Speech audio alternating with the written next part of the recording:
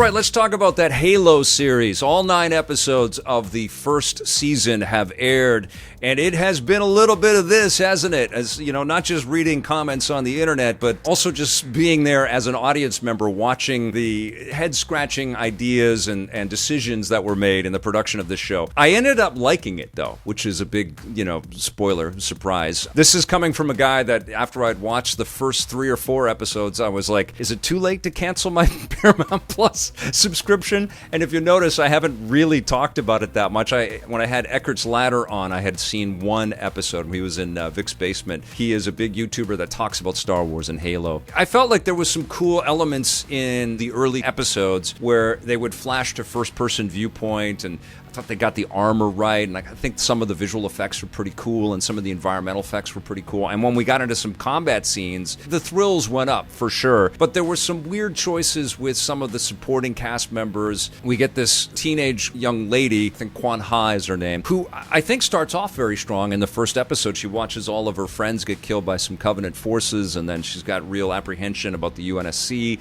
and she sees the Spartans just kick some serious ass, but she doesn't trust them, and she gets carted away to a different planet and sort of interwoven into Master Chief's drama for a while. But her story just goes off on this weird, like this strange tangent. Like, what are we doing? Why are we going back to this planet? Why did she beat that guy and take his bike? And, it just got really weird. And I think that Bokeem Woodbine, I hope I'm saying his name correctly, is a great performer, solid work in his character. But again, it's like we're wondering why the hell we're doing that. Why are we going off onto this mining planet and spending time with his family? And it just felt like a strange treading water kind of scenario. Like we're just trying to fill up the boat with different characters that we may go off and follow later on. But they felt inconsequential.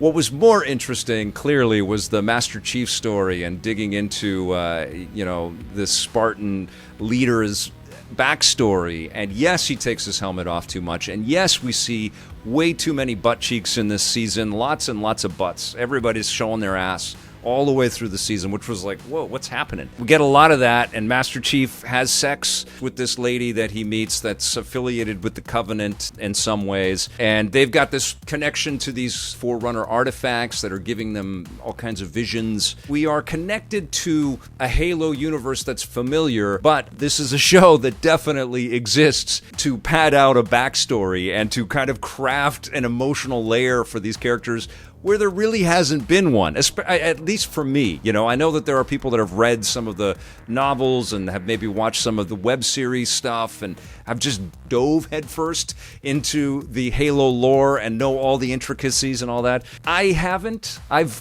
played all the games, obviously, start to finish, and I've scratched my head at all the mysteries and the illusions, been in awe of the production and the beautiful take us to another world qualities of Halo, but I've never felt like an emotional connection to Master Chief. I've never been, cried for him. I've dug the relationship that he's had with Cortana over the years, but more than anything, the Halo games have just been mysterious. We're not revealing too much, and even Halo Infinite had a great campaign. It was super fun, but it was like, okay, well, it wasn't a massive, shock reveal through the story and the campaign there.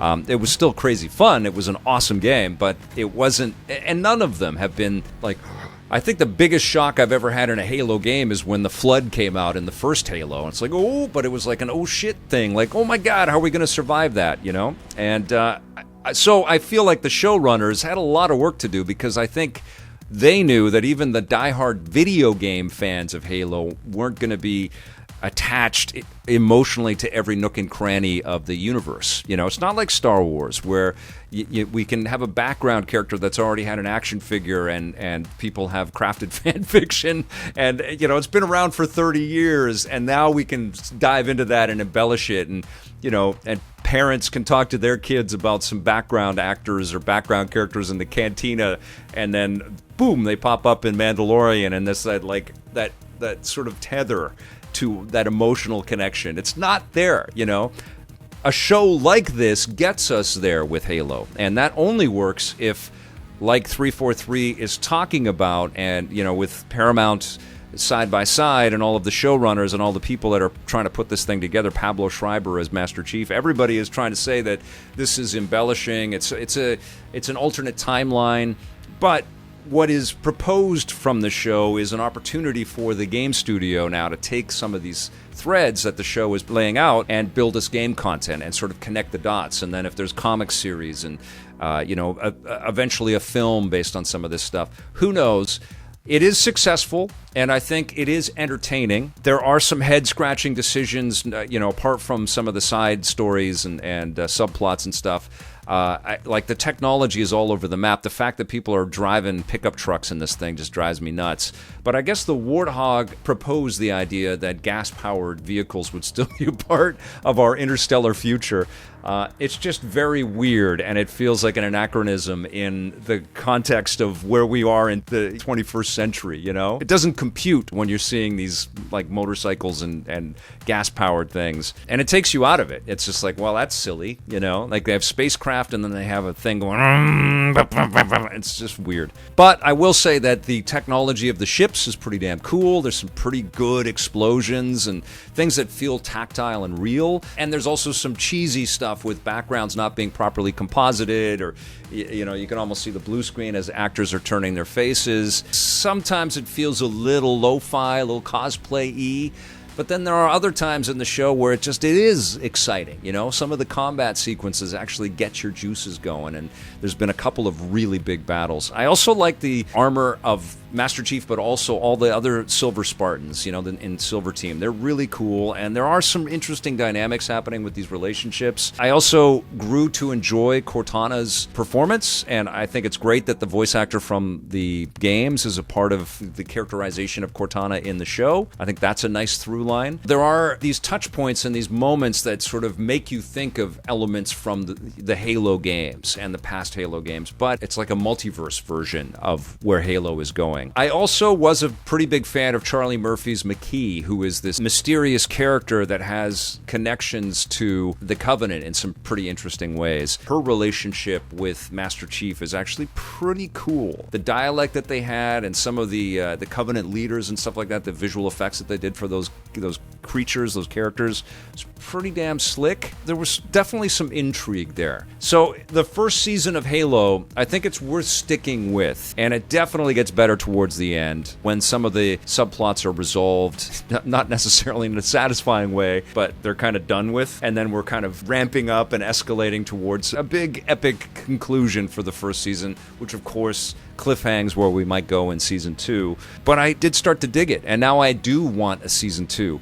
The one thing that I would say, though, is that this show would have been way better served by a complex and super saturated 2-hour film, like something that was just deep with mythology and deep with plot and story and just moved with a massive pace and just gave you so much backstory and exposition through action and maybe some flashbacks and some backstory pieces and stuff.